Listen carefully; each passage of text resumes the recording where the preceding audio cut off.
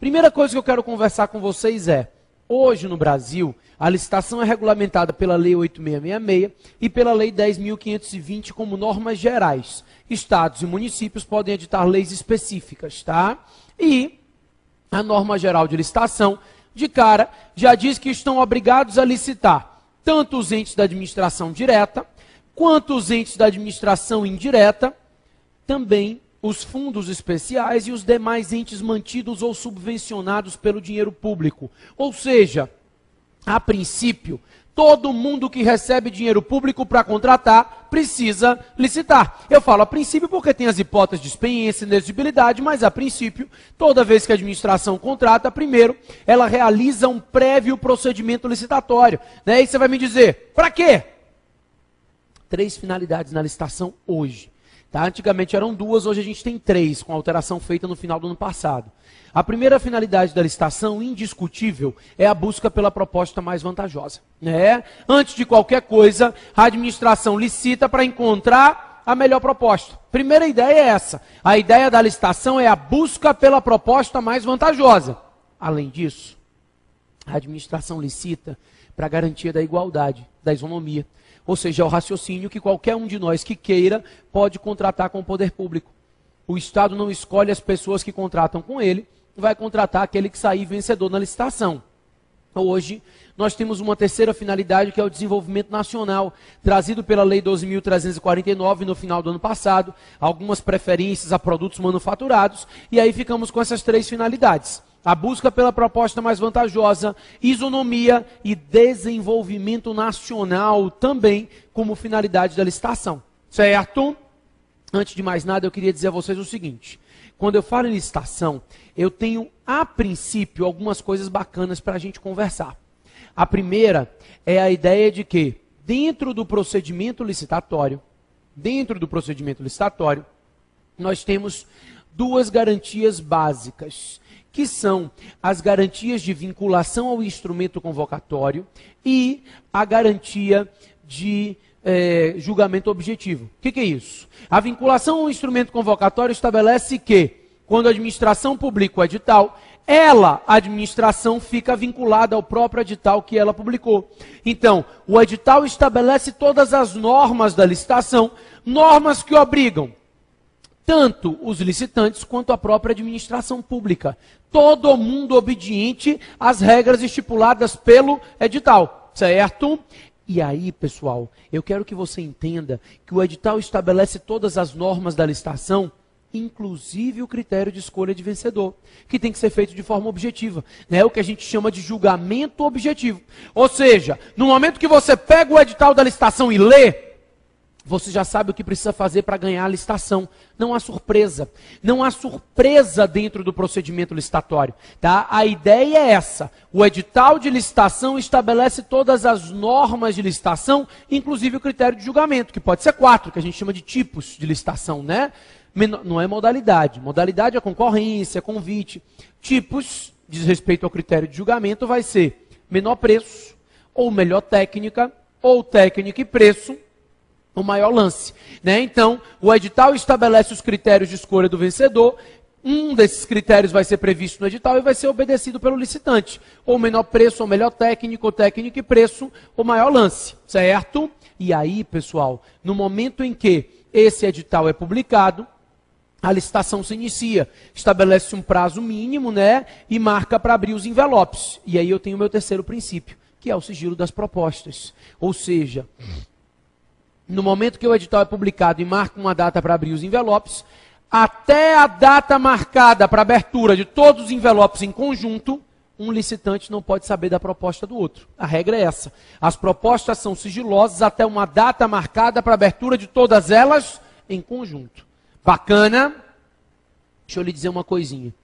Hoje no Brasil nós temos 6 modalidades licitatórias, além da consulta, que é uma modalidade específica de agências reguladoras. Temos 6 modalidades gerais.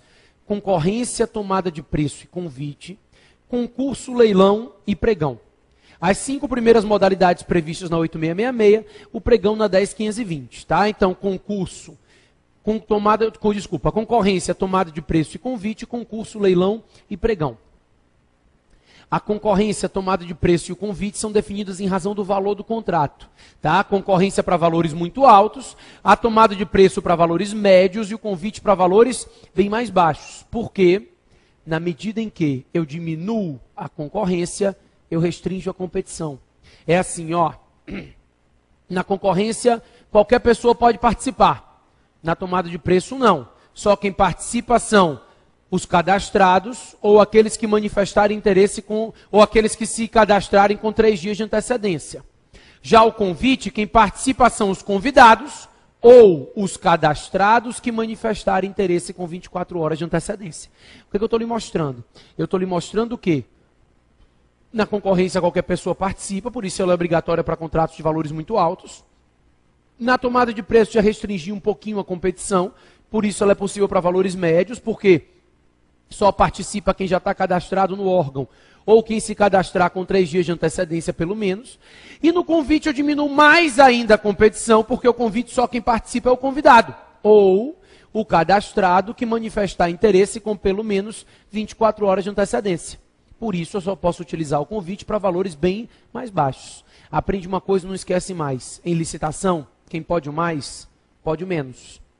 Ou seja, eu posso pegar a concorrência e usar para um contrato baixo. O que eu não posso é pegar um convite para uma contratação mais alta. Certo? Então, em licitação, quem pode o mais, pode o menos. Eu posso sempre sair do contrato de valor mais alto para o contrato de valor mais baixo.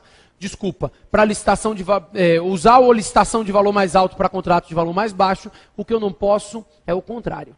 Bacana? Maravilha. Aí eu tenho o concurso, que é feito para a escolha de trabalhos técnicos, artísticos e científicos, né, mediante o pagamento de um prêmio. Aí eu tenho concursos de monografia, concursos para trabalhos técnicos e tudo mais. Daí eu tenho o leilão para alienação de bens, tá? Bens móveis inservíveis, apreendidos e penhorados, aqueles que oferecerem o maior lance, né, igual ou superior ao valor da avaliação. Então, leilão é sempre para alienar bens, sempre do tipo maior lance. Sempre ganha o leilão aquele que ofereceu o maior lance em valor igual ou superior ao valor da avaliação. E eu tenho o pregão, que é a modalidade para aquisição de bens e serviços comuns. O pregão, inserido em 2002, né, para todo mundo, estabelece para aquisição de bens e serviços comuns. Pessoal, na prática, todos os bens e serviços são comuns e o pregão só não pode ser feito para obra, mas para bens e serviços é feito livremente. Hoje, eu quero que vocês entendam que o pregão não tem limite de valor e que a única restrição é que ele só pode ser feito para bens e serviços, não pode ser feito para obra. Bacana? E o pregão, ele diferencia da concorrência porque no pregão invertem-se as fases. Ou seja, no pregão primeiro você classifica a proposta para depois habilitar, o que não é a regra geral nas modalidades licitatórias, além do pregão ter os lances verbais. Bacana? Eu quero só, já que eu só tenho mais 5 minutinhos, rapidamente falar do procedimento da concorrência. Vamos lá? Bem rapidinho. Primeiro você publica o edital, tá?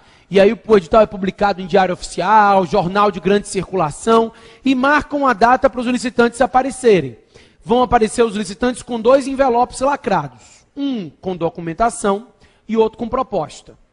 Na concorrência, primeiro você abre o envelope que tem a documentação. Então, depois que publica o edital, a gente passa para a fase de habilitação dos licitantes. Aqui eu quero fazer uma ressalva.